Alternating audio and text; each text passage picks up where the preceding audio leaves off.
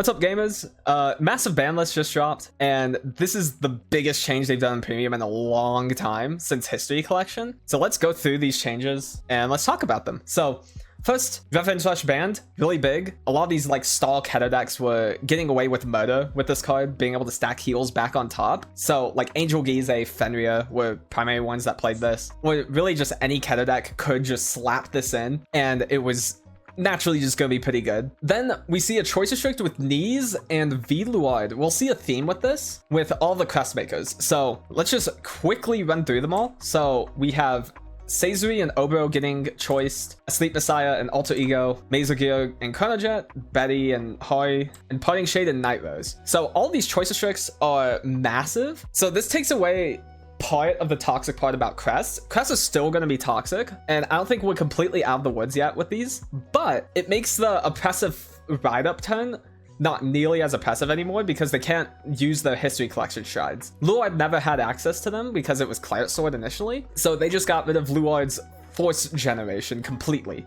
So I think Luard got hit the hardest out of them. Hoi got hit extremely hard because now all these decks will switch to the V versions and be a blind second deck. In my opinion, that's what's going to happen. Because of these, now Hoi gets hit pretty hard because they can only ever get one Excel marker because of Hoi's stage mechanic. Now, this will be a super juiced up Excel marker because you'll probably be playing Starry Pop or whatever and just keep making Excel markers, and then you'll also have Crest power added to it. So this, whatever's on that circle is gonna be fucking massive. So it makes like Alice Leslie loop sorta kinda better in this specific variant, but makes like every other variation of Crest Hoi a lot worse. Obro getting hit is big. Now the deck doesn't have a good first stride anymore, and losing out on that extra protect marker is actually really big because this deck doesn't actually build that much defense compared to other Crest decks, but its power output and how hard it is to actually guard against this deck is what made it really strong. So losing that protect actually is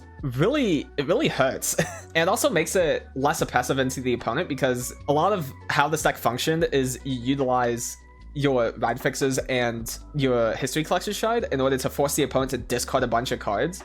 So by the time they get to clap back, they have lost a lot of their pieces. So if you're playing a deck that can't regain resources or card advantage that easily on the first stride turn, it becomes a lot harder for you to play the game.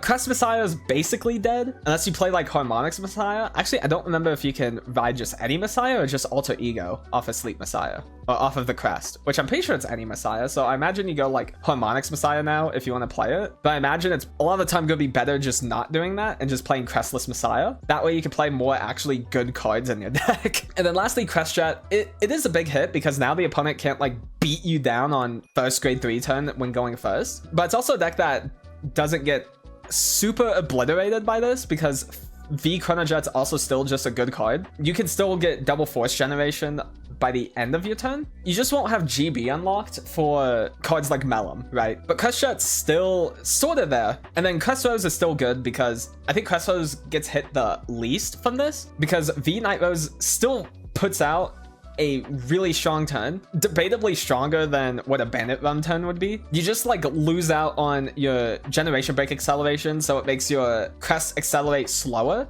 and also gives you one less protect marker now. So all these hits are good. I would have preferred them to be fully banned, but they want to sell product and premium players will buy their Crest when the deck gets it. So I can see why they want to do it like this. This still keeps them alive. Like you still have the 80% chance to get Crest, but now you can either play like a consistent variation of the build where you can play History Collection Shrine and all of that, or you can play a Crest build where you're basically sacrificing a lot of your really strong going first power to just blind second, hit your Crest, and then play a mostly normal game afterwards. So if these still end up being meta, this could bring back some form of grade 2 gaming because now you can actually grade 2 game these Crest decks, or maybe some ride down variations. So if these end up being good, then this is like a buff to Reindeer, which Reindeer already gets mega buffed from these changes so far.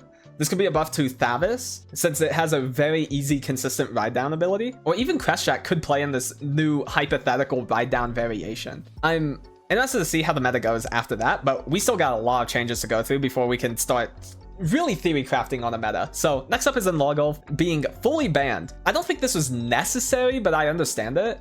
Really the strongest thing is that you can add back heals off of it anytime you're on a stride, so then you can consistently reuse your G guards each turn. This is mainly abused in Katrina and Granblue, because these decks could directly tutor out 5 cards from the deck. Oh, that's crazy. So En-logol could be called out, add anything back to hand, or what some decks ended up doing as well is that you'd call the En-logol and then you'd also call a Irregulars piece with it, or some other high grade order, and then you'd be able to add the order back to hand that you tried to call, since it goes directly in the drop zone. So we saw this in Granblue with Big Obadiah being able to call En-logol and Forbidal, and then you'd add back Forbidal, and then you'd play Forbidal to get Beatrice and Skull Dragon out on the board. That's a play that Solomon has talked about a lot.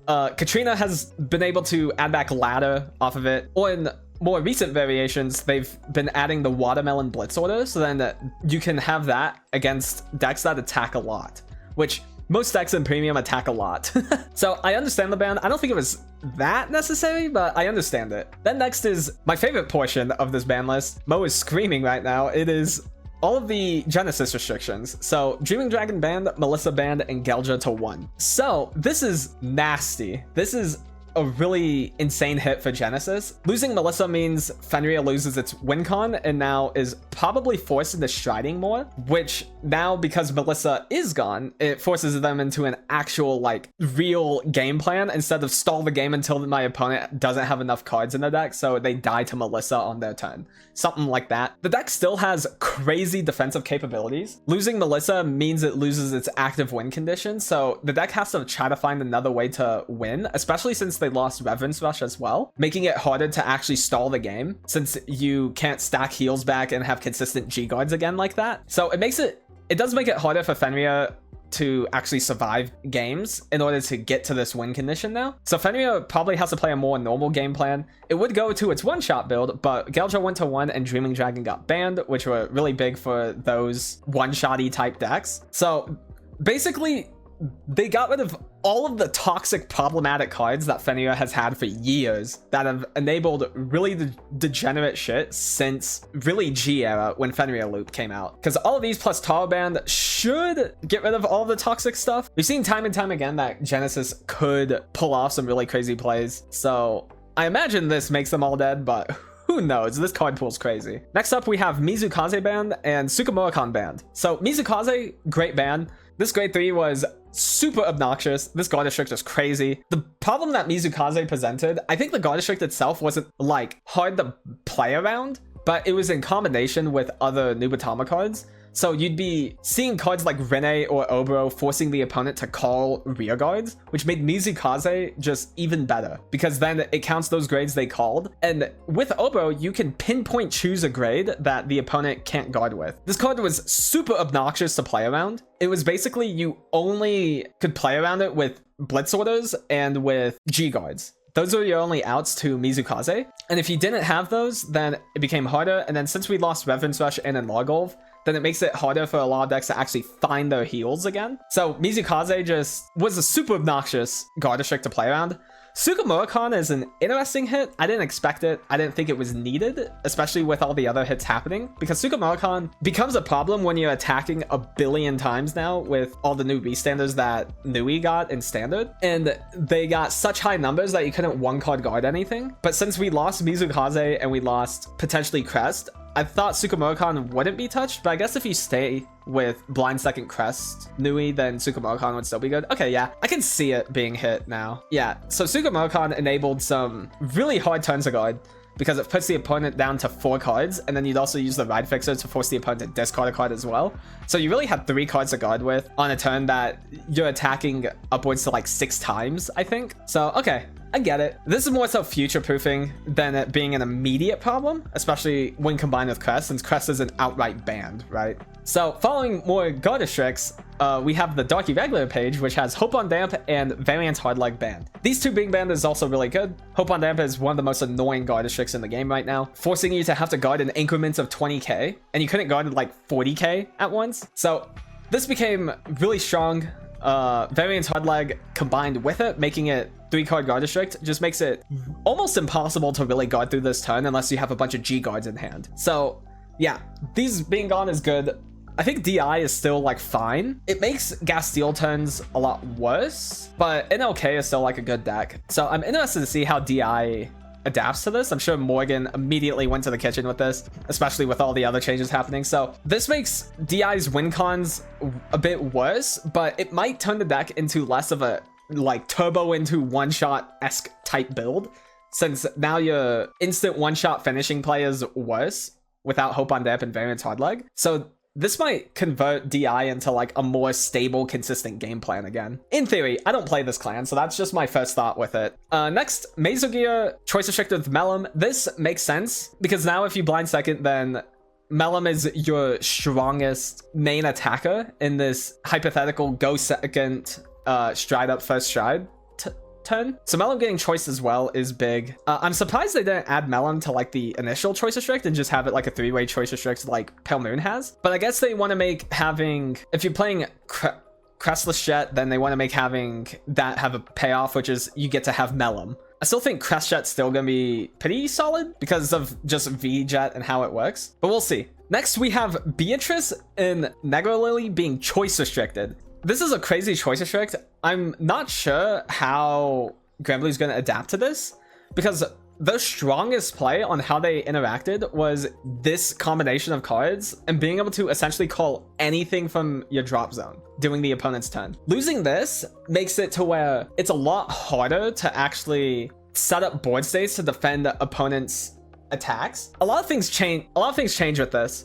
If you want to play Lily, then you really want to be on G Night Rose, which means you aren't on Crest Night Rose. Now, if you're playing Crest Rose still, I think you still go with Beatrice, because that still enables your strongest multi-attack plays. So I think this fully splits Granblue into like 2 different decks, where there's the Crestless stable version, and then there's the Crest build just smack your face aggro edition. Personally, this hits great.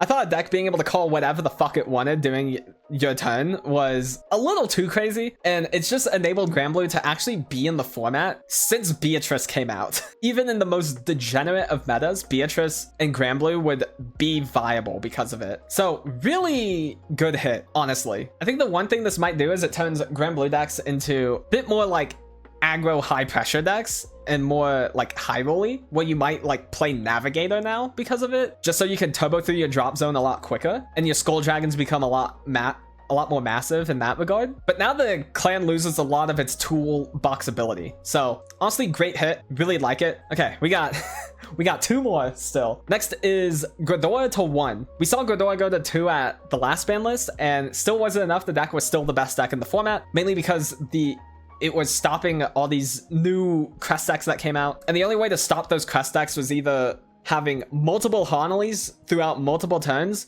or just stride Gredora and turn off the superior calls. So Gredora going to 1 is fine. This should finally knock Gredora down, in theory. We thought it was going to do that when it went to 2. So it going to 1 now hopefully would put it down. Now you have like 1 super Gredora that fully turns off the opponent's turn, and then you have to stride into not Gredora the rest of the game. So interesting to see how Mega Colony adapts to this now. And then very last hit, Katrina to 1. Katrina to 1 is wild to me. Personally, I thought Katrina was like a fine deck, and we already hit it with the En-logol hit, but I could see a world where Katrina became a deck that could also grade 2 game really well with the Crest decks. So now you have 1 Katrina. So yeah, this basically kills French Katrina, because the whole point of it was that you'd go into Megaloma and then you'd have Katrina on your next turn. But now, since you only have 1 Katrina you can actually use, this becomes a lot weaker in that regard. I don't know.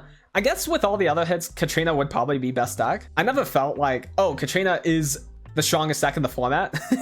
But I see the reasoning for it. Katrina is just a super powerful card, being able to call whatever 5 cards you want from your deck. And you also just hit like a massive truck. So with all these changes, how does this format change? So a lot of interesting things with this. This basically got rid of a lot of the toxic shit that was like lingering in the format, or just in the foreface of the format right now. If Crest decks end up still being really good, then I can see a world where grade 2 gaming or ride down meta comes back. And I think in that regard, Crest Jet could end up being really good, but also this could bring back other decks that could easily ride down. So like Highlander, like Thavis, things like that. And if Crest decks end up still being good, then it'll turn blind second and a lot better. So I'm interested in seeing this. We still see DP untouched, A lot of people are calling for a Linka ban because Linka is just an unfun card to actually guard against. Still untouched on here. Nova's got a massive boost off this because a lot of the really annoying shit that Nova's had to deal with is now gone. Like, people say Nova's Mollywop Gredora, but it's not that simple because you lose your G guards. So Nova's losing their G guards means they lose a lot of the actual defensive capabilities. And the deck already naturally doesn't play that many grade 3s, so you have to continuously find grade 3s to ride without having any of your good G guards, which if you can't G guard, then that means you lose out on your ability to countercharge easily. There's just a lot of annoying things Gredora stopped Victor from, so it helps out there. Katrina going to 1 means that Honolly, they can't just like call out 3 Honoleys against Victor. So I think in this hypothetical of what happens in this format, Victor becomes one of the best decks, unironically, because Victor's completely untouched. We still have Gunston and Ladder, and we still have one of the strongest end games in the game. And a lot of the tools that these decks had in order to reuse and search out the Honoleys got a lot harder to actually do. So I think Victor's a big winner in this ban list. I think Vavis is a big winner. Brig Force, actually, if Crest decks end up not being good enough now, Brig Force actually is a really strong buff.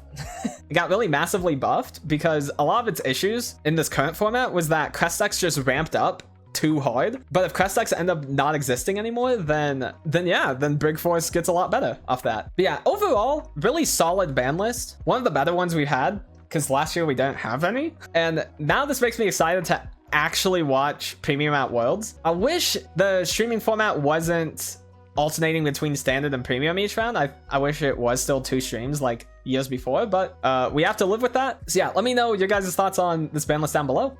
Like, comment, subscribe, all that jazz. I'll see you guys in the next one.